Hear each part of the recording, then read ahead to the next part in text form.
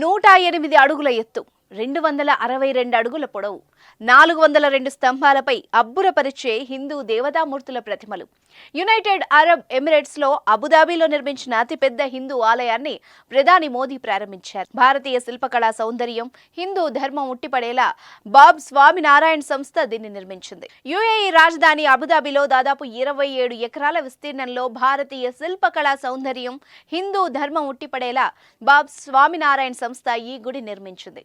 ఎంతో ప్రతిష్టాత్మకంగా నిర్మించిన ఈ దేవాలయానికి 7 గోపురాలున్నాయి. అరబ్ ఎమిరేట్స్ లో 7 ఎమిరేట్లకు ప్రతీకగా ఈ గోపురాల్ని కట్టారు. అన్ని రకాల చర్మ సమస్యలకు శాశ్వత పరిష్కారం ఈ శ్రీత 9281458181.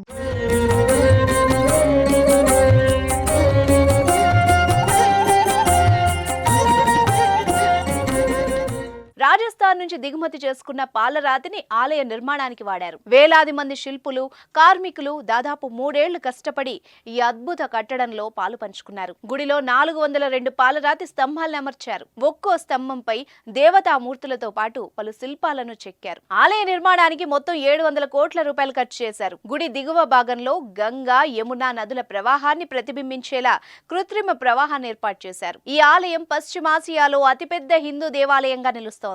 ఆలయంలోని రాతి ఫలకాలపై రామాయణం, శివపురాణం, భాగవతం, మహాభారతం లాంటి హిందూ పురాణ గాథల్ని చెక్కారు. ఆలయ ప్రాంగణంలో సందర్శకుల కేంద్రాలు, ప్రార్థనా మందిరాలు, ఎగ్జిబిషన్లు, లెర్నింగ్ ఏరియాలు, పిల్లల క్రీడా ప్రాంతాలు, పార్కులు, ఫుడ్ కోర్టులు ఉంటాయి.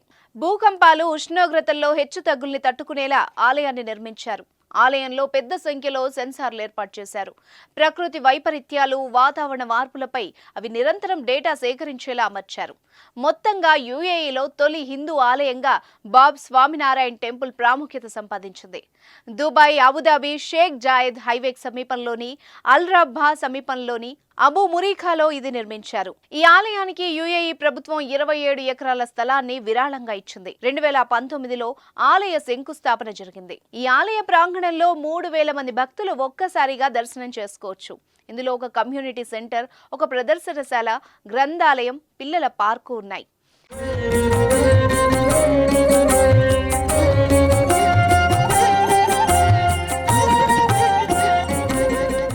ఆలయ ముఖద్వారాన్ని మొత్తం 25,000కు పైగా రాతి ఫలకలతో నిర్మించారు. దీనికోసం గులాబీ ఇసుకరాయి, పాలరాతి శిల్పాలను చెక్కి అందంగా తయారు చేశారు. ఈ పని కోసం రాజస్థాన్, గుజరాత్కు చెందిన కళాకారులు పనిచేశారు. ఈ గుడికి వాడిన పింక్ ఇసుకరాయి రాజస్థాన్ నుంచి రవాణా అయింది. ఈ ఆలయాన్ని సాంప్రదాయ నాగర్ నిర్మాణ శైలిలో నిర్మించారు. 108 అడుగుల ఎత్తుతో దీన్ని నిర్మించారు. బాబ్స్ మందిర్ చుట్టూ చక్కగా రూపొందించబడిన ఘాట్లు, గంగా, యమున నదులను తలపించేలా తీర్చిదిద్దారు. ఈ ఆలయంలో dome of harmony, dome of piece అనే 2 గోపురాలు నిర్మించారు. ఆలయ ప్రవేశం దగ్గర 8 విగ్రహాలు ఏర్పాటు చేశారు. ఇది సనాతన ధర్మానికి పునాది అయిన 8 విలువలను సూచిస్తుంది.